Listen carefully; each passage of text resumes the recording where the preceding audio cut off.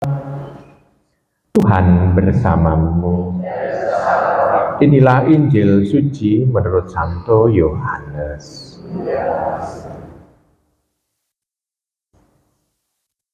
Dalam amanat perpisahannya, Yesus berkata bahwa akan tiba saatnya bahwa ia tidak lagi berbicara dengan memakai kiasan.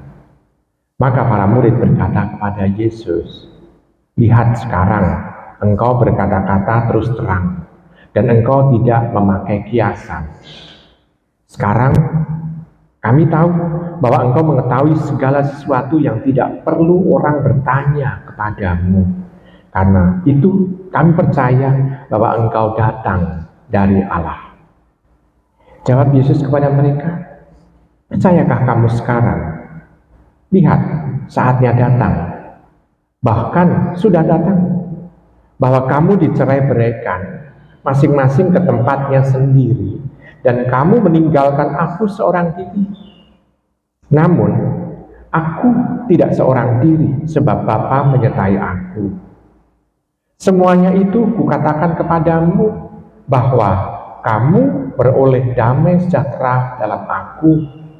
Dalam dunia, kamu menderita penganiayaan, tetapi kuatkanlah hatimu, aku akan mengalahkan dunia." Demikianlah sabda Tuhan.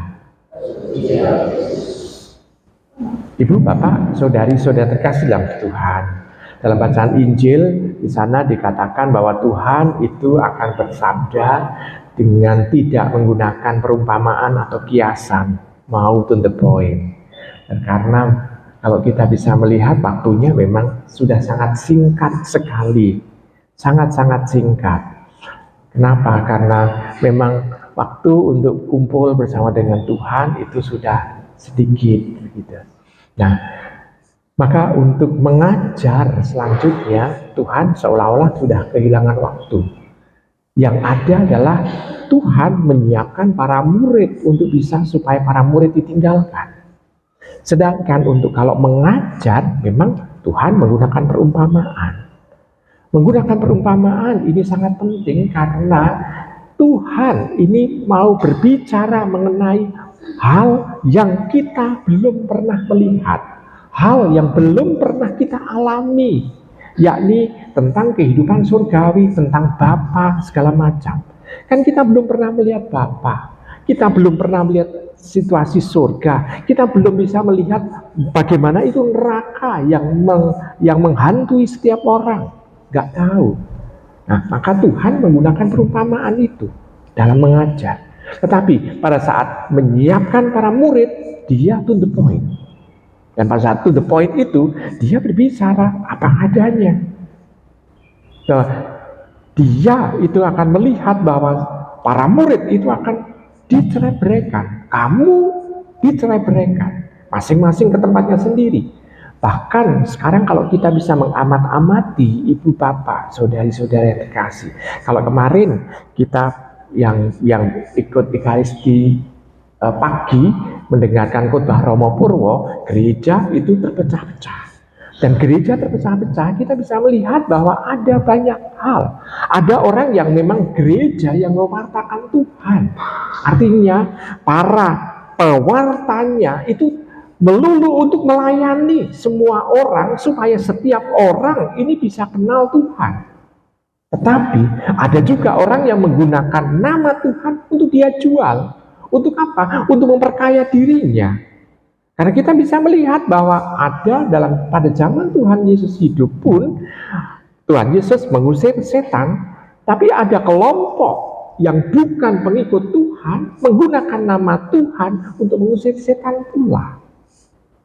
Nah, kita bisa melihat di situ ada sesuatu bahwa ternyata belum tentu para murid Tuhan ini menggunakan nama Tuhan ini untuk kehidupan yang sesungguhnya untuk tugas pelayanan, untuk mewartakan kasih.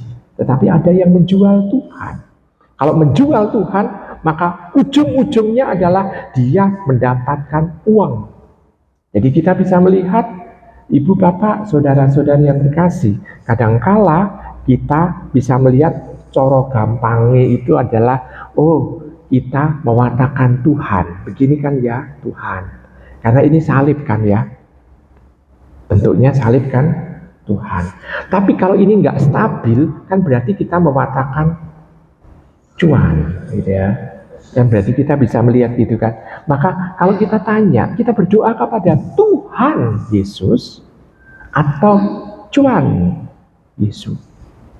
Nah, maka ibu bapak, kita bisa melihat para murid pun harus betul-betul misalnya itu apa ya, teliti di dalam dia beriman kepada Tuhan. Betulkah saya saat ini sudah beriman kepada Tuhan dan tidak mencari keuntungan pribadi? Maka pada zaman Tuhan itu sungguh seolah-olah ini menjadi ujian. Tetapi pada awal kekristenan itu kita bisa melihat banyak orang yang tidak takut untuk menjadi martir. Artinya di sana tampak orang itu mendapatkan ujian, betulkah dia beriman dengan setia kepada Tuhan. Ada orang yang mewartakan Tuhan sampai dengan kematiannya. Maka ibu bapak, saudari-saudari terkasih dalam Tuhan, Tuhan mau untuk menguatkan para murid supaya para murid itu tetap setia. Walaupun itu tempatnya nanti akan terpencar-pencar, tetapi tetap setia kepada Tuhan dan tidak menggunakan Tuhan untuk kepentingan mereka sendiri, kecuali kepentingan untuk mendapatkan keselamatan. Maka ibu bapak, saudari-saudari terkasih, dunia ini menjadi batu ujian bagi diri kita pula. Selamat merenungkan.